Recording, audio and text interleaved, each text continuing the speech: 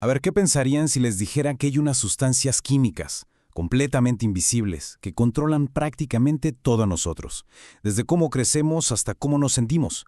Hoy vamos a meternos de lleno en la increíble historia de las hormonas, para entender cómo es que llegaron a definir lo que somos. Y bueno, esta historia no arranca en un laboratorio de punta, para nada, sino en un cementerio allá por 1883. Imaginen la escena, puro caos y desesperación en plena noche. Resulta que unos profanadores de tumbas andaban intentando robarse un cuerpo. Pero ojo, no buscaban joyas ni nada por el estilo, lo querían para la ciencia. Y créanme, estaban dispuestos a arriesgar el pellejo por conseguirlo.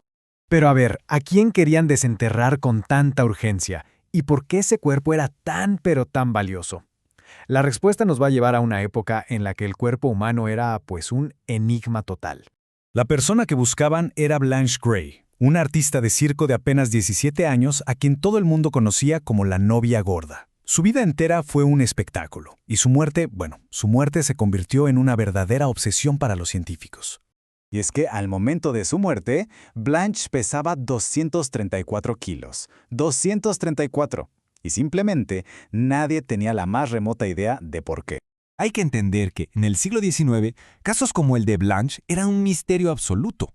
Muchas veces la gente los explicaba como, no sé, fallas morales o hasta castigos divinos. En esa época, la palabra hormona ni siquiera existía.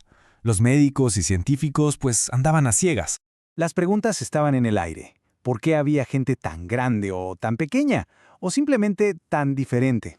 ¿Qué fuerzas tan potentes e invisibles estaban moviendo los hilos dentro del cuerpo humano? Ese intento desesperado por estudiar el cuerpo de Blanche fue, de alguna manera, el banderazo de salida para una nueva curiosidad científica: la cacería de los reguladores ocultos del cuerpo. Y, curiosamente, la primera pista importante no vendría de una persona, sino de un experimento súper controversial con un perro. Un experimento que literalmente dividió a toda una nación. Vean esta estatura. Es un terrier marrón. Parece inofensiva, ¿no? Pues se convirtió en el epicentro de un pleito público masivo. De un lado, los activistas por los derechos de los animales, del otro, toda la comunidad científica. Y en el ojo del huracán estaban dos científicos, William Bayliss y Ernest Starling. ¿Por qué tanto alboroto?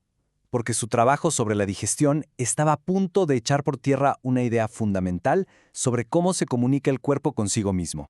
Su experimento, la verdad, era simple, pero sus implicaciones, profundísimas. A ver, se los explico. Anestesiaron a un perro y le cortaron todos los nervios que conectaban el intestino con el páncreas. Luego le metieron un ácido en el intestino para simular la comida. Y ¡pum! El páncreas, sin tener ninguna conexión nerviosa, empezó a soltar jugos digestivos. La conclusión era inescapable. Tenía que haber un mensajero químico viajando por la sangre para dar la orden. Estaban demostrando algo revolucionario. Este descubrimiento de un mensajero químico fue un antes y un después, un verdadero cambio de paradigma. Prácticamente dio a luz a una rama completamente nueva de la medicina. Fue Starling quien le puso nombre, hormona, que viene del griego horman, algo así como poner en movimiento o excitar. Un nombre perfecto para estas sustancias que a la distancia le dicen a las células qué hacer. Y esta idea de verdad fue una revolución. Piénsenlo así. Hasta ese momento se creía que el cuerpo funcionaba como una vieja central telefónica, todo conectado por cables, o sea, el sistema nervioso. Pero de repente descubrieron que también había un sistema de comunicación inalámbrico, una especie de red interna que mandaba mensajes a través de la sangre. ¡Wow! Una vez que el concepto de las hormonas quedó claro, el siglo XX fue, literal, una explosión de descubrimientos que nos cambiaron la vida para siempre. El ritmo fue impresionante. En los años 20 se descubre la insulina, y de la noche a la mañana la diabetes pasó de ser una sentencia de muerte a una enfermedad crónica con la que se podía vivir. Para los 30 aíslan el estrógeno y la testosterona, revelando la base química del sexo. Y ya para los 50 y 60 llega la píldora anticonceptiva que provocó una revolución social sin precedente. Pero claro, todo este nuevo poder era un arma de doble filo. Por un lado, teníamos la promesa de curas para enfermedades mortales y una mejor comprensión de nosotros mismos.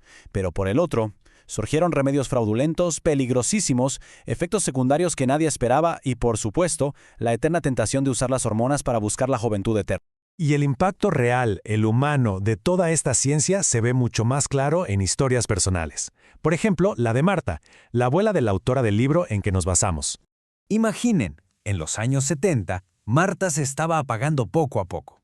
Tenía una fatiga extrema, la piel se le puso súper oscura, un antojo de sal rarísimo, hasta la lengua se le puso negra. Los médicos nomás no le atinaban.